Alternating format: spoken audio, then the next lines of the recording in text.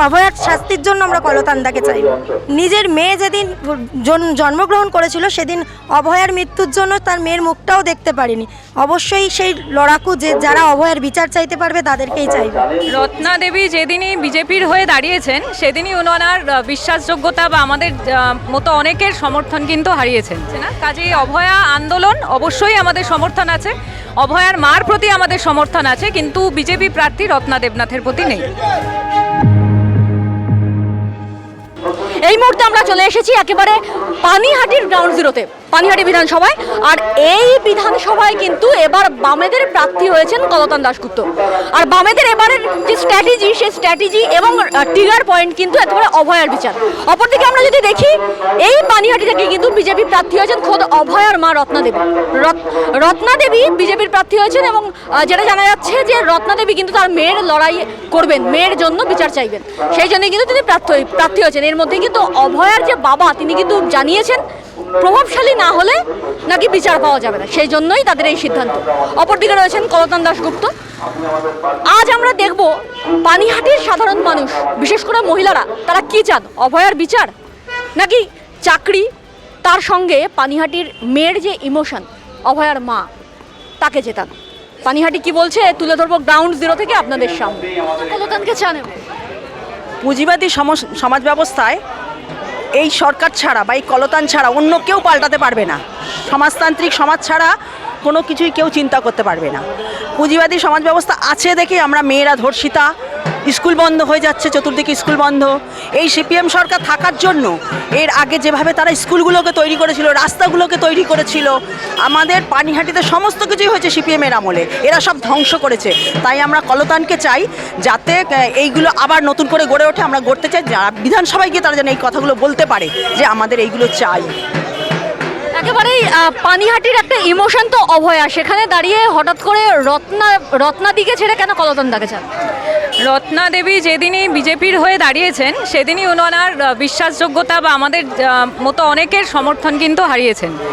কারণ বিজেপি এমন একটা দল, আমরা উন্নাও দেখেছি, আমরা সদ্য এই 3-4 দিন আগে নালন্দায় দেখেছি কি ঘটনা ঘটেছে। তো বিজেপির কাছ থেকে কোনো ধরনের সমাধান উনি যদি প্রত্যাশা করে থাকেন সেটা হওয়ার নয়। আর তৃণমূল সরকার আর বিজেপি সরকার যদি সমাধান করবেই, তাহলে কেন্দ্রে তো বিজেপি সরকার রয়েছেই।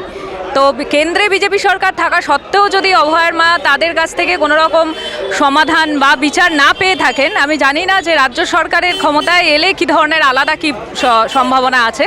আর তৃণমূল সরকারের কাছে আমাদের প্রত্যাশা শূন্য, কারণ আজকে অভয়া আন্দোলনের কোনো রকম প্রভাবই তাদের কোনো রকম কার্যে বা কোনো রকম নিয়মে বা কোনো রকম আচার ব্যবহারে দেখা যাচ্ছে না। কাজেই অভয়া আন্দোলন অবশ্যই আমাদের সমর্থন আছে, অভয়ার মার প্রতি আমাদের সমর্থন আছে, কিন্তু বিজেপি প্রার্থী রত্না দেবনাথের প্রতি নেই।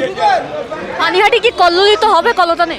অবশ্যই, সেটা তো জমাগমই বলছে। আমাদের জনগণের এত রাশ, এত উল্লাস, সেটা তো ডেফিনেটলি বলছে। এটার পেছনে বড় একটা রিজন আছে। এই যে আমাদের পরবর্তী প্রজন্ম, মানে আমার যে পরবর্তী প্রজন্ম, সেইখানে সেই বাচ্চারা বা পরবর্তী প্রজন্মের কাছে না কিছু নেই। মানে শিক্ষা ব্যবস্থার, মানে শিক্ষার যে স্ট্রাকচার, সেটা রাজ্য থেকে একদমই ভেঙে গেছে এবং তাদের কাছে ভাতা ছাড়া তাদের কাছে কিছুই নেই। এইটা দিয়ে একটা ভবিষ্যৎ গড়া যায় না।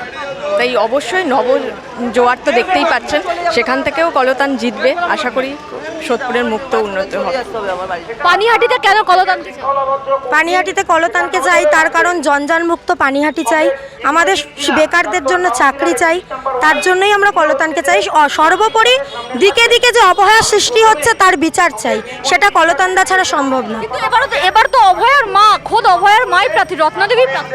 রত্না দেবী প্রার্থী, তিনি তার মেয়ের বিচারের জন্য লড়াই করছে। কলতানদা নিজের মেয়ে যেদিন জন্মগ্রহণ করেছিল সেদিন অভয়ার মৃত্যুর জন্য তার মেয়ের মুখটাও দেখতে পারিনি।